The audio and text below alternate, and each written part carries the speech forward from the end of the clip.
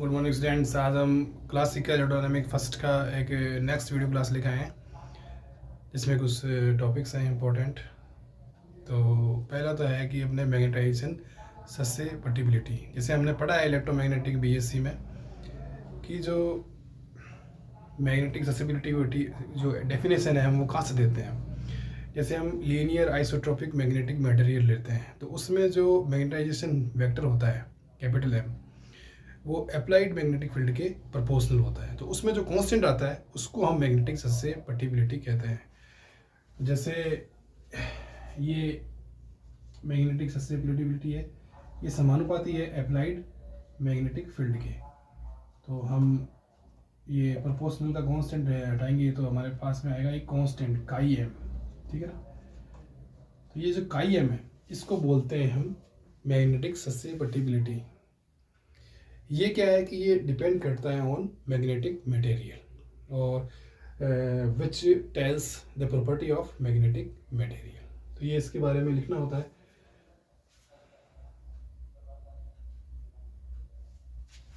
और इसमें ठीक है, और मैग्नेटिक ससेप्टिबिलिटी को हम ये भी बोल सकते हैं कि ये हमें ये बताता है कि how much magnetic material oppose the applied magnetic field, ठीक है ना। और अब हम निकालेंगे relative magnetic permittivity and magnetic susceptibility mu R and chi M में रिलेशन। तो हमने जो पिछले जो वीडियो क्लास ली थी उसमें हमने एच का मान निकाला था। एच जो मैग्नेटिक फील्ड है उसका मान निकाला था हमने, एक तो B upon mu minus M, इस टाइप का हमने मान निकाला था। आप देख लेना पिछली क्लास में म्यू ज़ीरो, ठीक। अब ये एम हमारे पास में है तो हम इसको लिख देंगे B upon mu zero minus chi M. ये क्या है, मैग्नेटिक ससेप्टिबिलिटी, चुंबकीय प्रवृत्ति, और ये एच आ गया, ठीक। अब एच एच वाले को एक तरफ कर लो, कॉमन ही ले लो एक तरह से, तो वन प्लस काई एम, और ये आ जाएगा बी अपॉन म्यू ज़ीरो। तो हमारे पास में जो मैग्नेटिक फील्ड है ये बी, इसका मान आ जाएगा mu zero H one plus chi M. और बी को हम क्या लिख सकते हैं, म्यू एच। बी और एच में जो रिलेशन होता है बी बराबर म्यू एच, और म्यू को हम क्या लिख सकते हैं, mu zero mu R. Mu क्या है, मैग्नेटिक परमिटिविटी, ठीक है ना, ये 12th में आपने पढ़ा होगा। तो ये दोनों हम इस जगह लिख के और इस बी का मान हम यहाँ देते हैं mu zero mu R H equal mu zero H one plus chi M. Mu zero H cancel out हो जाएगा तो म्यू आर बराबर आ जाएगा वन प्लस काई एम। तो ये हमारे पास में एक रिलेशन आ जाएगा relative magnetic permittivity and magnetic susceptibility में, ठीक है। और both are depend on magnetic material which tells the property of magnetic material. ये हमें इसके बारे में थोड़ा बहुत लिखना होता है, ठीक है। अब इसके बाद में जो नेक्स्ट टॉपिक है वो क्या है कि हम फोर्स निकालेंगे, torque, force, torque and energy in localise current distribution in external magnetic field, ठीक है। और हम ये जो एक्सटर्नल मैग्नेटिक फील्ड लेंगे ये स्लोली वेरिंग लेंगे, मतलब जो धीरे धीरे बदल रहा होगा, परिवर्तित हो रहा होगा, ऐसा फील्ड लेंगे, यूनिफॉर्म नहीं लेंगे, ठीक है ना। तो we consider a localize current distribution in external magnetic field which is a slowly varying function of x dash. So we can write the magnetic field in Taylor series. तो kth component of magnetic field, तो kth component क्या हो जाएगा b k, और ये x prime पर निर्भर कर रहा है तो इसको टेलर सीरीज में लिखेंगे हम बी के 0 plus X dash gradient dot B के 0 प्लस डॉट डॉट डॉट, ये समीकरण नंबर हमारा 8 बनेगा।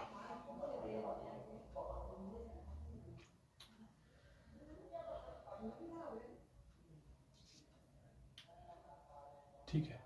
अब जब मैग्नेटिक फील्ड होता है और ऑब्जेक्ट होता है तो उस पर मैग्नेटिक फोर्स रहेगा। तो magnetic force on charge D Q, charge D Q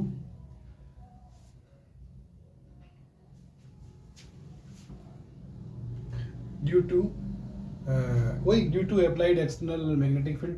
तो हम जानते हैं कि जो चार्ज होता है वो क्यू बराबर नहीं एक मिनट, फोर्स निकाल रहे हैं ना अपने, मतलब ये डी क्यू लिख रहा था, हाँ फोर्स निकाल रहे हैं ना, तो फोर्स होगा क्यू वी क्रॉस बी। तो उस हिसाब से हम लिखेंगे डी एफ एम, ठीक है ना, magnetic field on charge D Q due to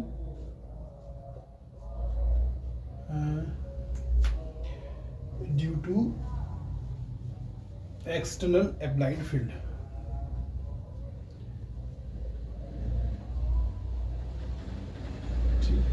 हम इसको मैग्नेटिक फील्ड को हम एक्स डैश का वेरिंग फंक्शन मान रहे हैं, तो इसको बी लिखो चाहे बी डैश लिखो, आप समझ लेना कि ये प्राइम कोऑर्डिनेट पर निर्भर करता है, ठीक है ना। तो इसको बी रहना दो, ऐसे ही हम वी को भी लिख सकते हैं, ठीक है ना। तो इससे वी क्रॉस बी हम लिख सकते हैं, पर ये ध्यान रखना कि ये दोनों प्राइम कोऑर्डिनेट पर डिपेंड है, ठीक है। अब ये है आवेश, ठीक है ना। ये रो क्या होता है, चार्ज डेंसिटी, मतलब चार्ज अपॉन वॉल्यूम। तो हम लिख सकते हैं डी क्यू और डी टू डैश, क्योंकि यहाँ प्राइम कोऑर्डिनेट चल रहा है तो हमने वॉल्यूम एलिमेंट भी डैश में ले लिया। तो इस तरह से हम डी क्यू को क्या लिख सकते हैं, रो डी टू डैश, मतलब सरफेस ये जो चार्ज डेंसिटी है और वॉल्यूम एलिमेंट है, इनका मल्टीप्लाई हम इसको लिख सकते हैं डी क्यू को।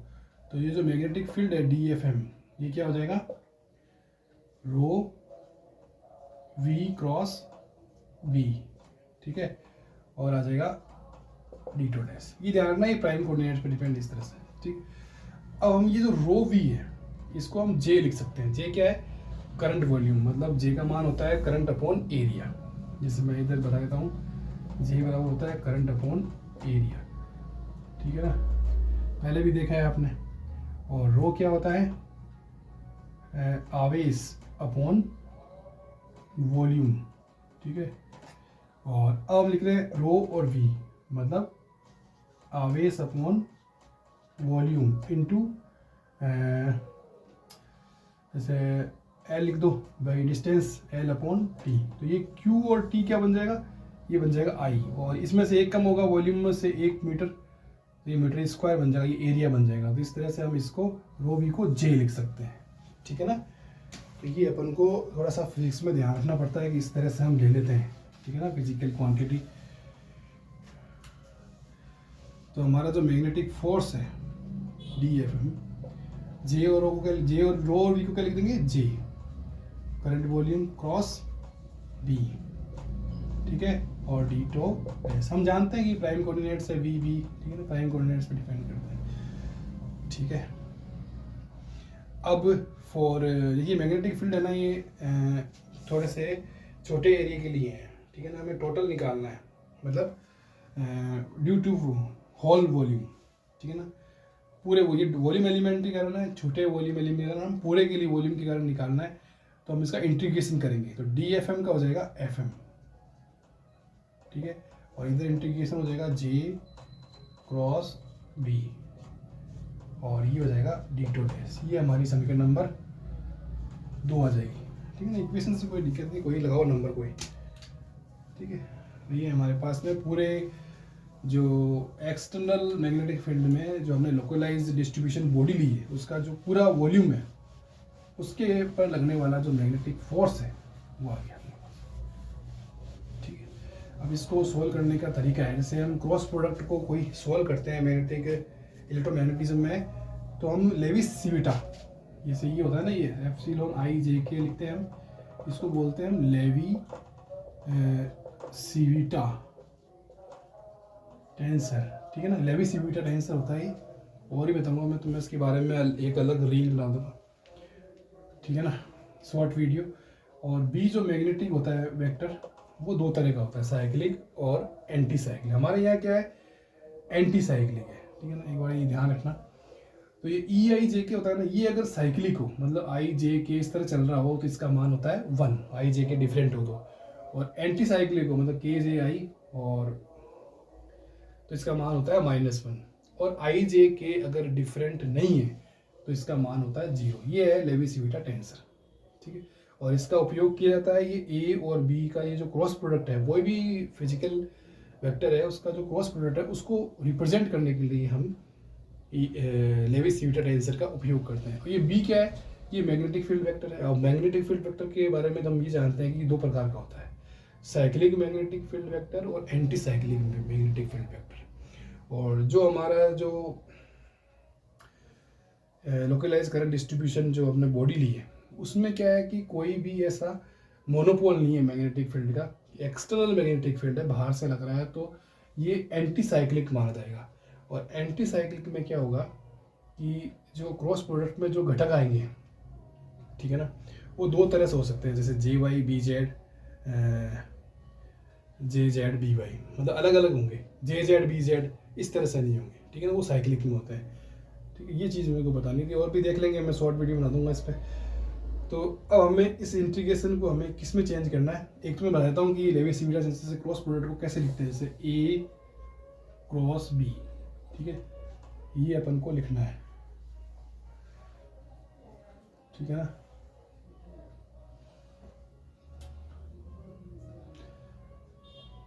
आई कैप, ठीक है, एक बार देखता हूँ, ए आई जे के और ए जे और बी के, ठीक है ना, इस तरह से लिखते हैं। एक बार मैं चेक कर लेता हूँ, ठीक। और ये सिग्मा और लगाते हैं इसमें, जे के, इस तरह से। तो ये एक तरह की क्रॉस प्रोडक्ट को हम, ये आई कैप है तो ये जे और के अदर्स में आएगा, आई जे, इस तरह से हम लिख सकते हैं, ठीक है, धीरे धीरे याद पड़ जाएगी।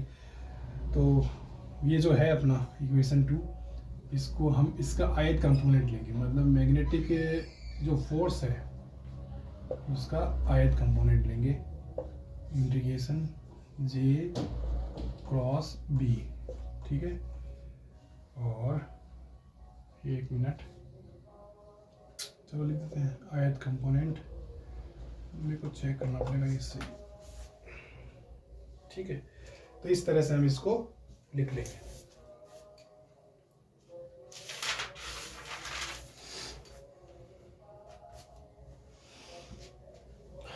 अब ये जो आयत कंपोनेंट है इसको हम कैसे लिखेंगे, इस तरह से। तो एक मिनट, सिग्मा भी आएगा और इंटीग्रेशन भी आएगा, तो सिग्मा जे के, ठीक है, और ये एप्सिलॉन आई जे के, ये तो आ गया लेवी-सिविटा टेंसर। अब जे क्रॉस भी है और आई कैप है, तो ये आ जाएगा जे का जे घटक और बी का के घटक, ठीक है ना, अपना थर्ड के लिया है, ठीक है। और इंटीग्रेशन आएगा और डी2 डैश, इस तरह से आएगा। एक मिनट, ठीक, तो ये इक्वेशन आएगा हमारा अगला, थर्ड।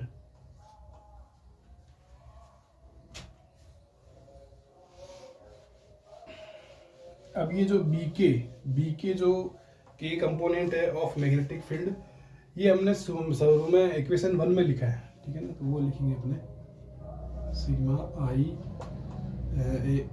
जे के, और ये एप्सिलॉन आई जे के और इंटीग्रेशन जे, ठीक है ना। बी के का मान लिखेंगे, बी के 0 plus X dash gradient B के 0 प्लस, इस तरह से हम मान लिखेंगे,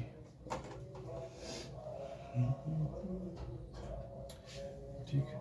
अब इसको अलग अलग करेंगे, सिग्मा जे के ई आई जे के, ठीक है, इंटीग्रेशन, इसको बड़े कॉन्स्टेंट लिख लेते हैं हमने, और बी के 0 को बाहर निकालेंगे। एक मिनट, बी के 0 कांस्टेंट है, तो ये बी के जीरो को हमने बाहर निकाल दिया और इंटीग्रेशन ये अपने आ गया वॉल्यूम करंट का वॉल्यूम इंटीग्रल, ठीक है।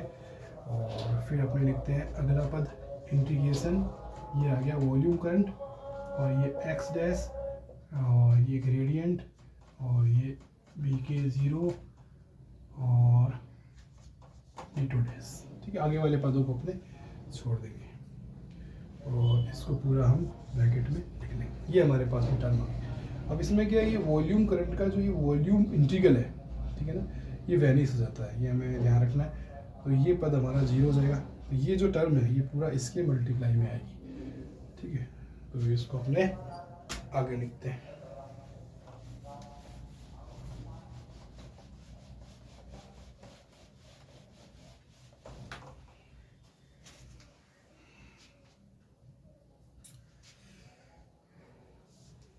हम निकाल रहे थे मैग्नेटिक फोर्स का ith कंपोनेंट, ठीक है। और सिग्मा जे के, ठीक है ना, और एप्सिलॉन आई जे के, एक तो ये, और इंटीग्रेशन जे जे एक्स प्राइम ग्रेडियंट और बी के ज़ीरो, ठीक है, और डी टू एस, ये हमारे पास में एक इक्वेशन आ गई।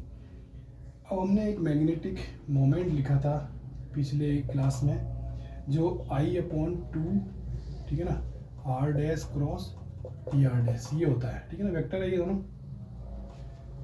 अब इसको हम अगर डी ए जो एरिया एलिमेंट है उससे हम इसको गुणा भाग करें तो आई अपॉन ए को क्या लिख सकते हैं अपने जे, तो ये 1/2 और R dash cross J dash, ठीक है ना, मतलब एरिया एलिमेंट से हमने गुणा कर दिया, ठीक है ना। तो आई अपॉन ए को हमने लिख दिया जे डैश और डी आर और एरिया एलिमेंट से अगर गुणा करेंगे तो ये डी टू डैश आ जाएगा, ठीक है।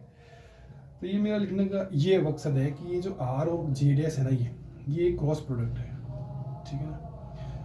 अब इसका अगर हमने लेवी-सिविटा टेंसर से इसको सोल्व करें तो इसमें दो पद आएंगे, जैसे मैंने आपको बताया नहीं था पीछे,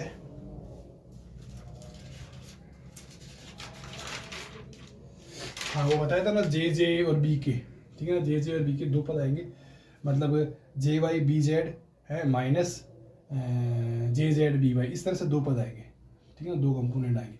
अब टू का भाग लग रहा है तो रह जाएगा क्या, ए कंपोनेंट, ठीक है ना। तो इसका मतलब ये है कि अगर इसका हम आई कंपोनेंट लिखें या जे कंपोनेंट लिखें या के कंपोनेंट लिखें तो इसमें एक ही पद आएगा, ठीक है ना। तो वो ही एक पद है जे जे और एक्स, ठीक है ना। तो इस पूरे इस टर्म को हम क्या लिख सकते हैं, एम वेक्टर लिख सकते हैं। एक बात तो ये अपन को ध्यान देनी है इसमें, ठीक है। तो लिखते हैं अपने,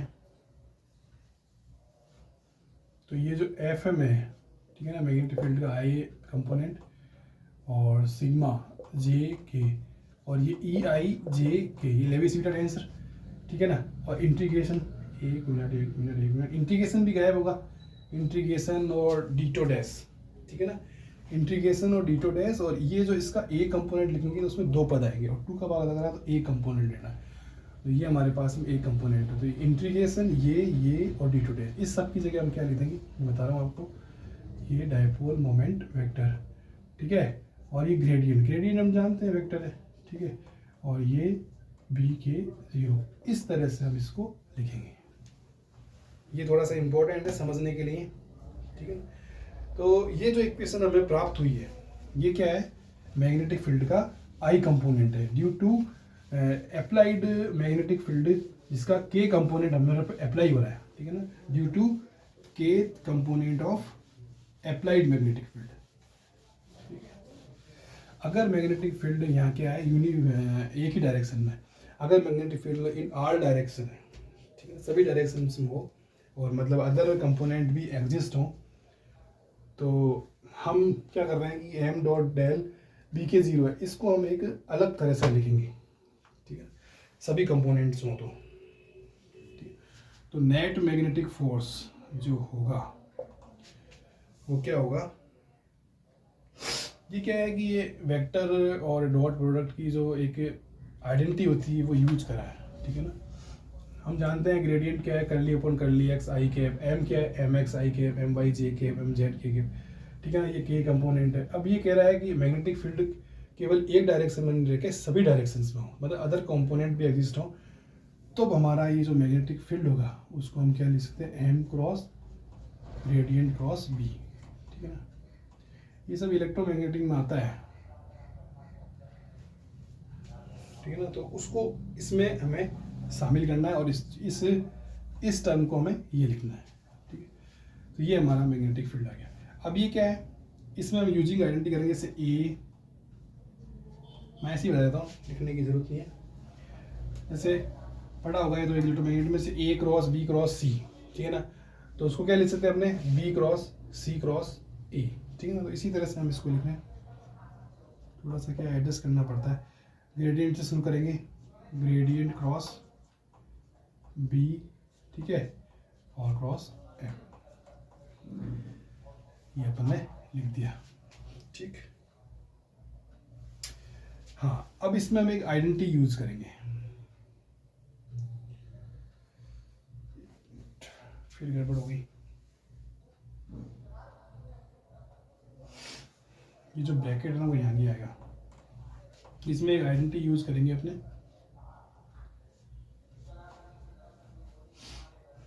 वो क्या करेंगे, जैसे gradient cross A cross B, ये है, ठीक है। इसका फार्मूला मैंने पहले ही बताया था, तो इसमें ए को बाहर निकालेंगे, पहले ए को बाहर निकालेंगे, ठीक है, और डायल डॉट बी ये हम लिखेंगे, हैं, प्लस अब हम क्या करेंगे, ए को उस साइड में निकालेंगे और इस ग्रेडियंट को हम इस साइड में लिखेंगे, ठीक है ना, ठीक है। ए को जब बाहर निकाला दोनों पद प्लस क्या है, ठीक है। अब हम क्या करेंगे, माइनस, अब हम बी को बाहर निकालेंगे, बी को हम इस साइड में निकालेंगे, ठीक है, और ग्रेडियंट डॉट ए, ठीक है, फिर माइनस, फिर बी को हम उस साइड में निकालेंगे, ठीक है ना, ए डॉट ग्रेडियंट बी। ये के आइडेंटिटीज हैं, इनको हम सॉल्व करोगे ना तो यही चीज़ आएगी, ठीक है ना। इसको मैंने कराया है मेरे इलेक्ट्रोमैग्नेटिक बीएससी के जो प्लेलिस्ट है उसमें डाल रखा है, बाकी इसको याद रखोगे तो हो जाएगा काम, कोई दिक्कत नहीं, इसको याद ही रखना पड़ेगा, मैंने बता दिया है तरीका। अब जैसे ये है डेल, डेल की जगह ग्रेडियंट की जगह ग्रेडियंट है, ए की जगह हमारे पास बी है और बी की जगह एम है, ठीक है ना। तो हम लिखते हैं ये gradient cross B cross M, ठीक है ना। तो ग्रेडियंट की जगह ग्रेडियंट, ये ए की जगह है बी, तो बी बाहर आ जाएगा, ठीक है, और ग्रेडियंट की जगह ग्रेडियंट ही है, और बी की जगह क्या है, अरे बी की जगह एम, ठीक है, प्लस बी की जगह एम और ग्रेडियंट, ठीक है, और ए की जगह बी, माइनस, फिर बी की जगह एम और ग्रेडियंट की जगह ग्रेडियंट और ए की जगह बी, चेक करते रहना आप देखें, फिर माइनस बी की जगह एम, ठीक है ना, ग्रेडियंट और कुछ गड़बड़ हुई है, del dot B, B dot del and, ये तो सही है। फिर अब डेल डॉट बी चलोगे ना, हाँ चलो ठीक है, कुछ गड़बड़ हुई है,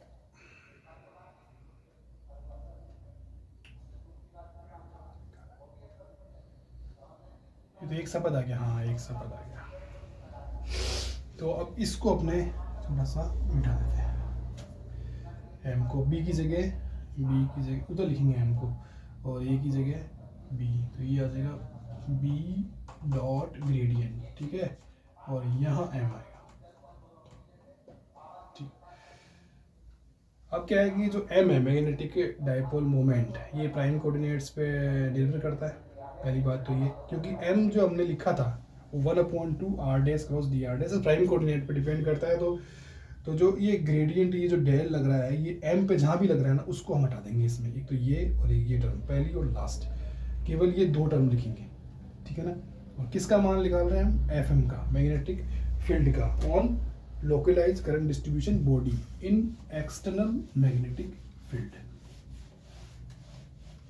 ठीक है, तो हमारे पास में जो FM आएगा, मैग्नेटिक फील्ड आएगा, फोर्स, ठीक है, तो वो आएगा m डॉट ग्रेडियंट B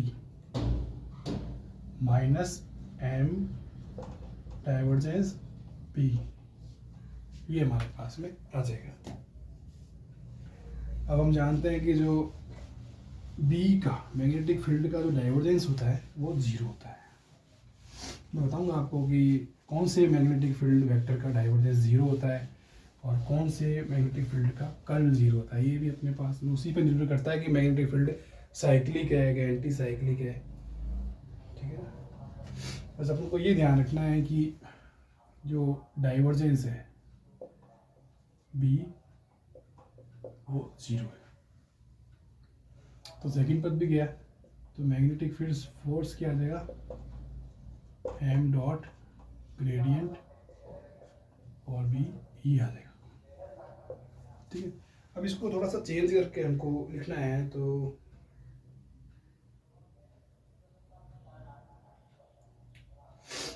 एक चीज़ हमें ये लिखनी है कि ये जो मैग्नेटिक फील्ड है अगर ये यूनिफॉर्म है, ठीक है ना, और ये जो ग्रेडियंट जो ऑपरेटर है ये इस मैग्नेटिक फील्ड वेक्टर पर लग रहा है और B अगर यूनिफॉर्म है तो जो फोर्स होगा वो 0 हो जाएगा। तो अब हम आगे बढ़ेंगे, अगर फोर्स निकालेंगे ना तो वो नॉन यूनिफॉर्म मैग्नेटिक फील्ड के लिए निकालेंगे। तो हमारा जो अप्लाइड मैग्नेटिक फील्ड है वो भी हम मान रहे हैं कि नॉन यूनिफॉर्म है।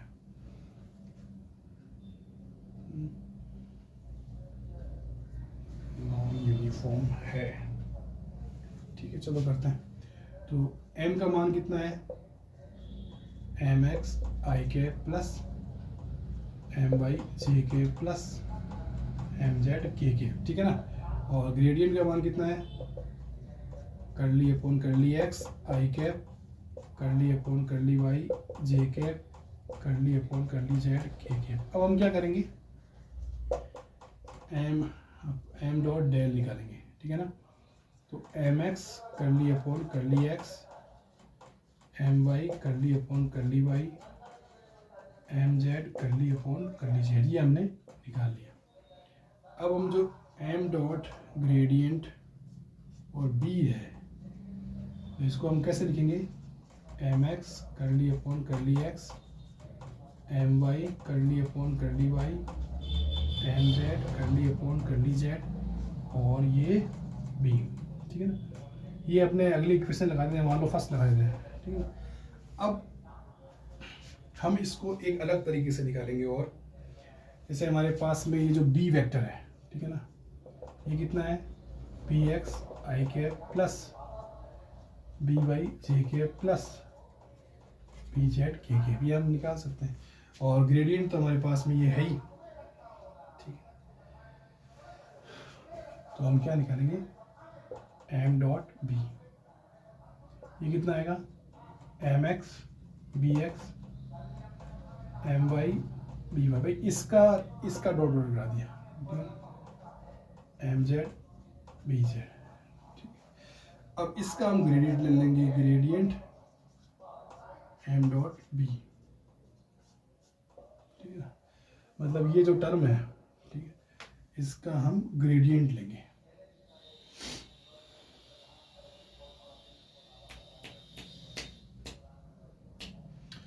तो फिर आएगा क्या? यही टर्म आ जाएगी, ठीक है ना।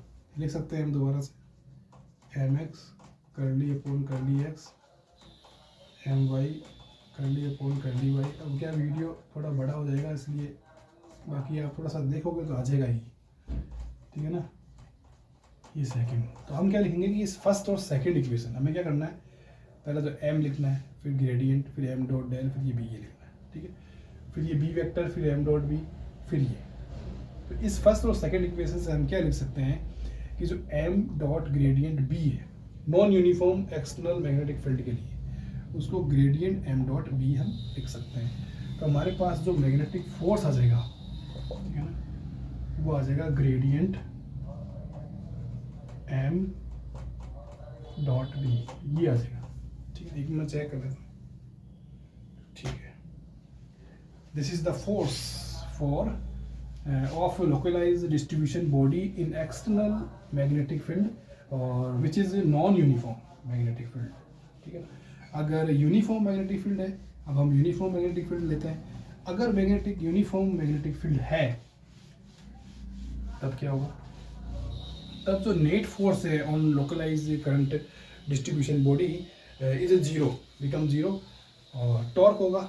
और टॉर्क को हम कैसे लिख सकते हैं? R cross F. ठीक है ना, और जो मैग्नेटिक फोर्स है एफ, वो हमने लिया था, भी आया था ना मैग्नेटिक फोर्स एफ इंटीग्रेशन जे क्रॉस बी शुरू में। ठीक है ना, डी टू डैश, ये भी प्राइम कोऑर्डिनेट पे डिपेंड करता है, ये भी इस तरह से। ठीक, ये मान इसमें रखेंगे तो टॉर्क क्या आ जाएगा? आर क्रॉस जे, एक तो ये क्रॉस बी और डी टू डैश। ठीक है, इंटीग्रेशन। अब ये जो आर क्रॉस जे ये क्रॉस वेक्टर है, प्रोडक्ट है, क्रॉस वेक्टर प्रोडक्ट है ना, मतलब क्रॉस प्रोडक्ट है। तो इसको अगर लेवी-सिविटा टेंशन में अगर वो लिखें और एम जो डाइपोल मोमेंट है उसमें लिखें, तो इसमें क्या होगा कि दो कंपोनेंट आएंगे। इससे एम का मान क्या होता है हम जानते हैं, हमेशा याद रखना है 1/2 R dash cross D R dash, इस तरह से एम का मान होता है। ठीक है ना, उसको जे में लेंगे, यहाँ आई आता है ना, जे में लेंगे तो जानते हैं कि मैं देता हूँ फिर भूल जाओगे, 1/2 R dash cross J dash और डी टू डैश, ये जे में होता है। कहने का मतलब है कि इसमें हमारे पास में हम लेवी-सिविटा टेंशन से सोल्व करते हैं ना, दो पद आते हैं। ठीक है, 2 का भाग लगता है तो एक पद आता है। और ऐसे इसमें क्या है कि दो कोऑर्डिनेट सिस्टम है, एक तो जे डैश और एक प्राइम में रहेगा ना, तो इस तरह से 1/2 ना इसमें गायब हो जाएगा। ठीक है, और ये आर क्रॉस जे और डी टू डैश, इसकी जगह इंटीग्रेशन की जगह हम क्या ले सकते हैं? M cross B. ठीक है, ये हमारा टॉर्क आएगा। ठीक है, this is the torque on localize current distribution body in external magnetic field, और मैग्नेटिक फील्ड इज यूनिफॉर्म। ठीक है, अब हमारे बात आती है एनर्जी की। ठीक है ना, एनर्जी की बात आती है। एनर्जी को हम निकालते हैं U से, लिखते हैं पोटेंशियल एनर्जी को, तो U बराबर minus integration F dot D are, ये लिखते हैं ना अपने। ठीक है ना, और F की जगह हमारे मान ये आया हुआ है मैग्नेटिक फील्ड, तो minus gradient M dot B और डी आर। ठीक है ना,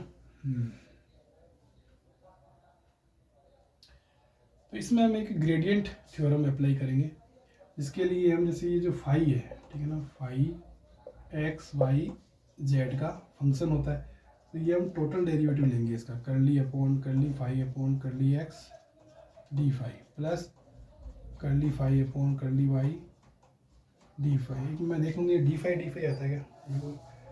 हाँ, D X D Y D Z आता है। ये टोटल डेरिवेटिव पढ़ा होगा आपने ऑपरेशन में, D X D Y curly phi upon curly Z D Z. ठीक, तो इसमें ये जो ग्रेडियंट वाला है, एक तो अपन को चाहिए डी आर। ठीक है ना, डी आर क्या होता है?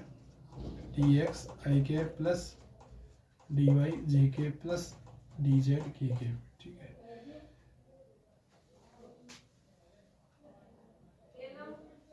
एक हमको चाहिए ग्रेडियंट फाई।